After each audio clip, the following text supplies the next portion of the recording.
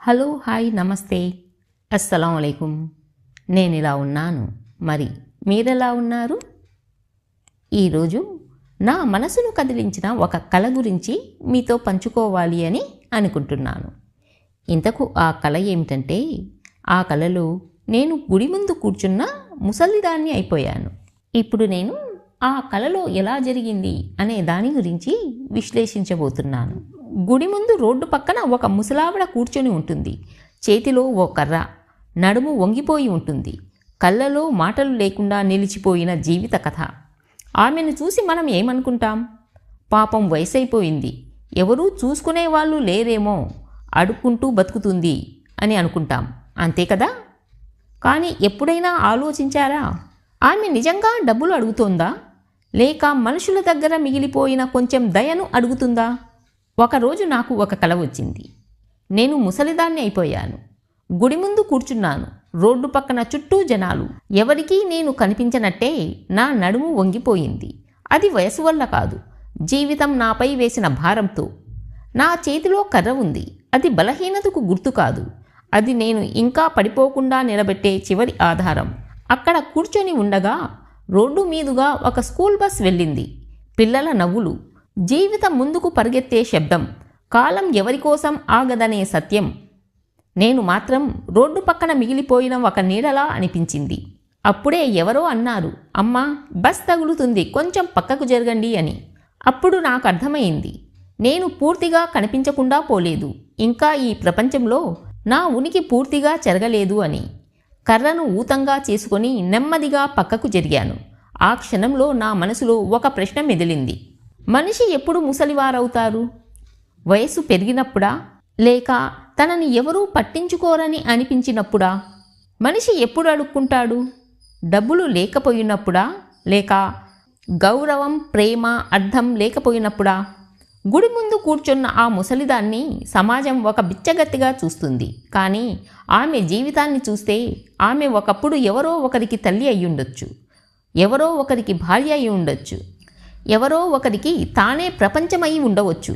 ఒకప్పుడు ఆమె చేతుల్లో పిల్లలు నవ్వి ఉండవచ్చు, ఇప్పుడు ఆమె చేతిలో కర్ర మాత్రమే ఉంది. ఒకప్పుడు ఆమె కోసం ఎవరైనా పరిగెత్తి వచ్చి ఉండవచ్చు, ఇప్పుడు బస్ ఆమె పక్కగా పరిగెత్తుతుంది. ఈ కళ నాకు ఒక నిజం చూపిస్తుంది. మనిషి చివరికి డబ్బు కోసం కాదు, గౌరవం కోసం కాదు, ప్రేమ కోసం కాదు, పేరు కోసం కాదు, ఒక్కదాని కోసం మాత్రమే తహతహలాడుతాడు. ఎవరో ఒక్కరు నన్ను చూడాలి, నన్ను అర్థం చేసుకోవాలి అని. ఆ గుడి ముందు కూర్చున్న ముసలిదాన్ని నేనే. కానీ ఆ ముసలిదాన్ని నేను మాత్రమే కాదు, ఒంటరితనంతో అలసిపోయిన ప్రతి మనసు, గౌరవం కోసం ఎదురు చూసే ప్రతి వృద్ధుడు, తన బాధను మాటల్లో చెప్పుకోలేని ప్రతి ఆత్మ. ఈరోజు ఆ ముసలిదాని కథ కాదు, మన సమాజానికి అద్దం. ఈ కథలో బిచ్చగత్తె గురించి కాదు, మన విలువల గురించి, మన నిర్లక్ష్యం గురించి, మన దయ గురించి, మరియు మనలో మిగిలిన మనస్సు గురించి. గుడి ముందు కూర్చున్న ముసలిదాని కథతో కాదు, మనసు ముసలితనం గురించి. రోడ్డు పక్కన కూర్చున్నాను, గుడి ముందు. చేతిలో ఓ కర్ర, నడుము వంగిపోయింది, కళ్ళలో మాటలు లేని అలసట. నేను అడుక్కుంటున్నానని అనిపించవచ్చు, కానీ నిజానికి నేను డబ్బులు అడగలేదు, దయను అడిగాను. మనుషుల దగ్గర కాదు, దేవుడి దగ్గర. జీవితం నన్ను ముసలిదానిని చేసేసింది. వయసుతో కాదు, బాధ్యతలతో, త్యాగాలతో, వేచి చూసి చూసి అలసిన మనసుతో. ఎవరికీ చెప్పుకోలేని బాధలు నా నడుమును వంచేశాయి, నవ్వులు మరచిపోయేలా చేశాయి. నా చేతిలో ఉన్న ఆ కర్ర, అది నా బలహీనత కాదు, నా చివరి ధైర్యం. అందరూ వెళ్ళిపోయినా, పరిస్థితులు నన్ను కూల్చినా, నేను మాత్రం నా మీదనే ఆధారపడి నిలబడ్డాను. అప్పుడే రోడ్డుపై నుంచి ఒక స్కూల్ బస్ దూసుకొచ్చింది. పిల్లల నవ్వులు, భవిష్యత్తు పరుగులు. కాలం ముందుకు పరిగెత్తిపోతుంటే నేను మాత్రం రోడ్డు పక్కన మిగిలిపోయానా అన్న భయం. అమ్మా బస్ తగులుతుంది, కొంచెం పక్కకు జరగండి అని ఎవరో అన్నారు. అప్పుడు అర్థమైంది, నేను ఇంకా కనిపించకుండా పోలేదు, ఇంకా ఈ ప్రపంచం నన్ను పూర్తిగా వదల్లేదు అని. కర్రను ఊతంగా చేసుకొని నెమ్మదిగా పక్కకు జరిగాను. అది పారిపోవడం కాదు, బ్రతకడానికి చేసిన ప్రయత్నం. మనసు అలసిపోయినా, నడుము వంగిపోయినా నేను మాత్రం ఓడిపోలేదు. ఆ గుడి ముందు కూర్చున్న ముసలిదాన్ని నేనే. కానీ నేను బలహీనురాల్ని కాదు, నేను ఎక్కువగా భరించే మనిషిని, ఎక్కువగా తట్టుకున్న ఆత్మ నాది. నేను అడుక్కోలేదు, నేను జీవితం దగ్గర కొంచెం దయ అడిగాను. ఒకరోజు నాకు ఒక కల వచ్చింది. ఆ కలలో నేను గుడి ముందు కూర్చున్న ముసలిదాన్ని అయ్యాను. నా నడుము వంగిపోయింది. చేతిలో కర్ర ఉంది. కళ్ళలో మాటలు లేని అలసట. కల నుంచి లేచాక చాలాసేపు ఆలోచించాను. మనిషి ఎప్పుడు ముసలివాళ్ళవుతారు అని. 60 ఏళ్ళు వచ్చినప్పుడా, లేక ఎవరూ తనను పట్టించుకోవడం లేదనిపించినప్పుడా? వయసు పెరగడం సహజం. జుట్టు తెల్లబడుతుంది, చర్మం ముడతలు పడుతుంది, శరీరం బలహీనమవుతుంది. కానీ అవి మాత్రమే వృద్ధాప్యం కాదు. నిజమైన వృద్ధాప్యం మనసు అలసిపోయినప్పుడు మొదలవుతుంది. ఎన్నో సంవత్సరాలు తన కోసం కాకుండా ఇతరుల కోసం బతికినప్పుడు, తన బాధలను దాచుకొని ఇతరుల నవ్వులను కాపాడినప్పుడు, తన కోరికలను మౌనంగా చంపేసుకొని కుటుంబం కోసం నిలబడినప్పుడు ఆ మనసు ఒకరోజు నిశ్శబ్దంగా అలసిపోతుంది. గుడి ముందు కూర్చున్న ఆ ముసలావిడ శరీరంతో కాదు, జీవితంతో వంగిపోయింది. ఎవరో ఒకరి కోసం ఎన్నో సంవత్సరాలు వంగి వంగి తనను తాను మర్చిపోయింది. మరి మన సమాజం? శరీరం వంగితే ముసలి అంటుంది, మనసు వంగితే మాత్రం ఎవరూ చూడరు. ఒకప్పుడు ఆమె చేతుల్లో చిన్న పసిపాపలు నిద్రపోయి ఉండవచ్చు. ఆమె కాళ్ళు నొప్పిగా ఉన్నా ఇంట్లో అందరి కోసం తిరిగి ఉండవచ్చు. ఆమె కడుపు ఖాళీగా ఉన్నా పిల్లల కడుపు నిండేలా చూసి ఉండవచ్చు. ఆమె కన్నీళ్లు ఎవరూ చూడకుండా రాత్రి దిండు తడిపి ఉండవచ్చు. అది ముసలితనం కాదు. మనిషి శరీరం పనితో అలసిపోతుంది, కానీ మనసు ఎదుటివారి నిర్లక్ష్యంతో అలసిపోతుంది. ఒక మాట ఎలా ఉన్నావు అని అడిగితే మనసు కొంచెం యవ్వనంగా మారుతుంది. ఒక చూపు నువ్వు మాకు ముఖ్యమే అని చెప్తే ఆ ఆత్మకు బలం వస్తుంది.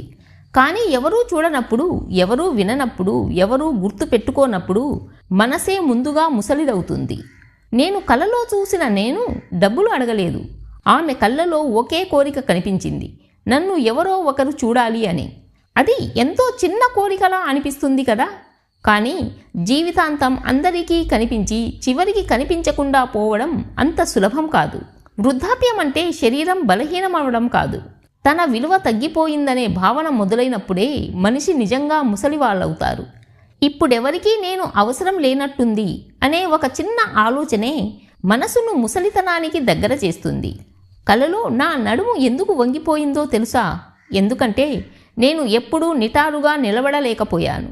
జీవితం ముందు తలవంచాను, బాధ్యతల ముందు తలవంచాను, ఇతరుల మాటల ముందు తలవంచాను. అలా వంగి వంగి ఒకరోజు నిటారుగా నిలబడడం మర్చిపోయాను. మన సమాజంలో వృద్ధులను చూసి పాపం అంటాం, కానీ వాళ్ళు పాపం కాదు. వాళ్ళు ఒకప్పుడు ఇంటి స్తంభాలు. వాళ్ళు ఒకప్పుడు ఈరోజు మనం నిలబడే నేల. వాళ్ళు ఒకప్పుడు మన కోసం బలంగా నిలబడ్డవాళ్ళు. ఇప్పుడు వాళ్ళకి ఒక మాట, ఒక చూపు, ఒక గౌరవం చాలా పెద్ద వరం. ఆ కళ నాకు నేర్పిందేంటి? ఏమిటంటే మనిషి వృద్ధాప్యం శరీరంతో మొదలవదు. అది మనసు అలసిపోయినప్పుడు మొదలవుతుంది. అది తన విలువ తగ్గిందనే భావన వచ్చినప్పుడు మొదలవుతుంది. అది తనను ఎవరూ గుర్తించరనే బాధ వచ్చినప్పుడు మొదలవుతుంది. గుడి ముందు కూర్చున్న ముసలిదాన్ని నేనే, కానీ ఆమె రూపంలో ప్రతి నిర్లక్ష్యం పొందిన మనసు ఉంది. ప్రతి నన్నెవరూ చూడడం లేదు అనుకునే హృదయం ఉంది.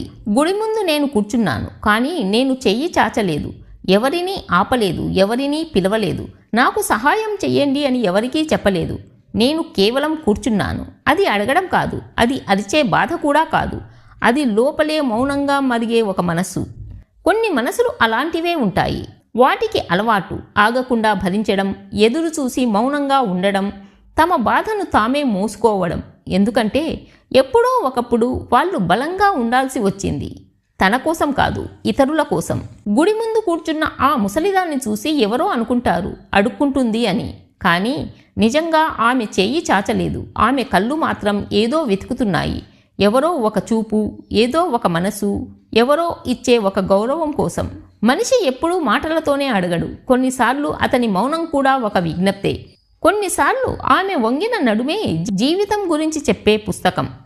నేను కలలో రోడ్డు పక్కన కూర్చున్నప్పుడు నాకు డబ్బు కావాలి అనిపించలేదు. నాకు ఒక్కటే అనిపించింది, ఇంతకాలం బలంగా నిలబడ్డాను, ఇప్పుడు కాస్త విశ్రాంతి కావాలి అని. ఇది అడగడమా, లేక అలసటకు ఒక చిన్న అంగీకారమా? కొన్ని మనసులు చివరి వరకు చెయ్యి చాచవు. ఎందుకంటే వాళ్లకు గౌరవం ముఖ్యం.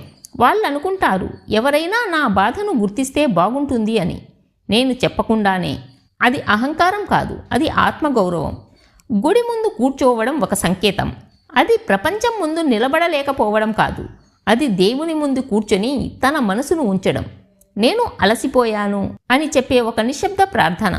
నేను చేయి చాచలేదు, కానీ నా మనసు మాత్రం ఒక ప్రశ్న అడిగింది. నేను ఇంతకాలం అందరికీ కనిపించాను, ఇప్పుడు ఎందుకు ఎవరికీ కనిపించడం లేదు అని. ఇది డబ్బు ప్రశ్న కాదు, ఇది నా విలువ యొక్క ప్రశ్న. మనిషి జీవితంలో ఒక దశ వస్తుంది. అక్కడ అతను మాట్లాడడు, అడగడు, ఎవరి కోసం ఎదురు కూడా చూడడు. అతను కేవలం కూర్చుంటాడు. అది ఓటమి కాదు, అది నేను ఇంకా బతికే ఉన్నాను కానీ చాలా అలసిపోయాను అనే ఒక నిశ్శబ్ద ప్రకటన. గుడి ముందు కూర్చున్న ఆ ముసలిదాన్ని చూడడానికి బలహీనంగా కనిపిస్తుంది, కానీ ఆమె లోపల ఎంత బలం ఉందో ఎవరూ చూడరు. ఎందుకంటే చేయి చాచకుండా మౌనంగా కూర్చోవడం అంత సులభం కాదు. అది తన గౌరవాన్ని చివరి వరకు కాపాడుకునే ప్రయత్నం. ఆ రోజు స్కూల్ బస్సు వచ్చింది. పిల్లల నవ్వులు వినిపించాయి. కాలం ముందుకు పరిగెత్తింది. నేను మాత్రం పక్కన కూర్చున్నాను. అది వెనకబడడం కాదు, అది జీవితం నుంచి కొంచెం దూరం తీసుకొని తనను తాను చూసుకోవడం. కొన్నిసార్లు మనిషి జీవితంలో అడగడం కంటే నిశ్శబ్దంగా ఉండడం గొప్పది. ఎందుకంటే మౌనం లోపలే అతని గౌరవం దాగి ఉంటుంది. గుడి ముందు కూర్చున్న ముసలిదాన్ని చేయి చాచలేదు, కానీ ఆమె మౌనం ఒక పెద్ద ప్రశ్న వేసింది. మనిషిని గౌరవించేది అతని వయసా లేక అతని విలువ? గుడి ముందు నేను కూర్చున్నాను. నా చేతిలో కర్ర, నా మనసులో మౌనం. అప్పుడే రోడ్డు మీదుగా ఒక స్కూల్ బస్ దూసుకెళ్ళింది. పిల్లల నవ్వులు, కిటికీల నుంచి బయటకు చూసే అమాయకపు కళ్ళు, రేపటి కలలతో నిండిన ముఖాలు. ఆ శబ్దం ఒక్కసారిగా నా మౌనాన్ని కదిలించింది. కాలం ముందుకు పరిగెత్తుతోంది. నేను మాత్రం రోడ్డు పక్కన కూర్చున్నాను. ఆ బస్ కేవలం ఒక వాహనం కాదు, అది కొత్త తరం, అది రేపటి ప్రపంచం, అది ముందుకు సాగిపోతున్న జీవితం.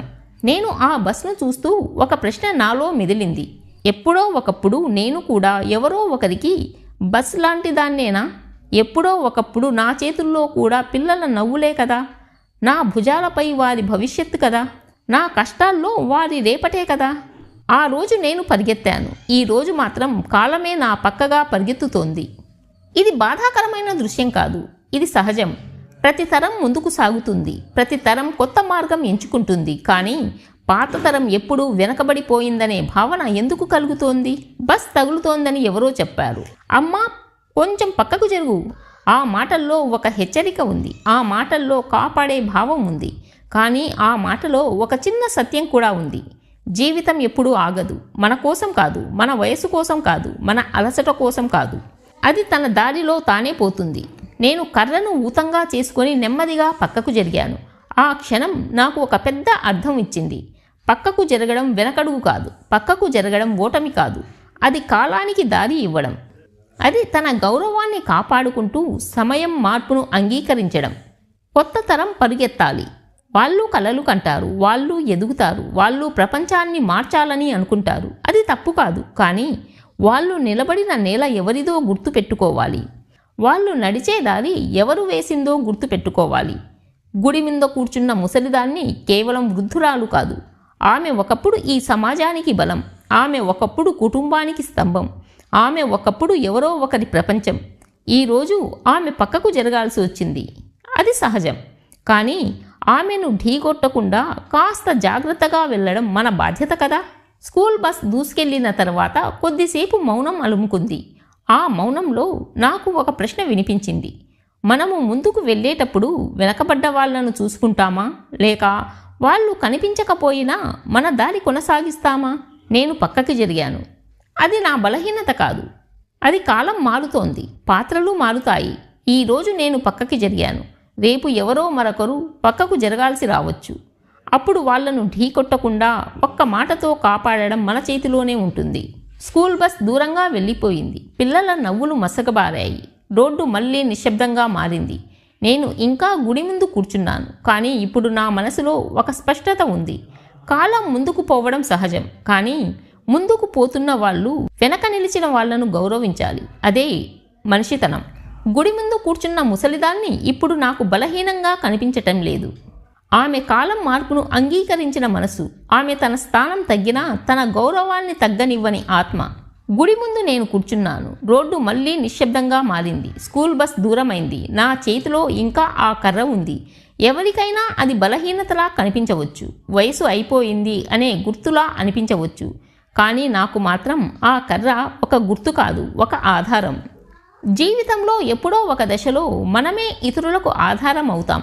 పిల్లలు చిన్నప్పుడు మన భుజాలపై నిద్రపోతారు, మన చేతిని పట్టుకొని నడుస్తారు, మన మాట వింటారు. అప్పుడు మన చేతులు వాళ్లకు కర్రల్లాంటివి.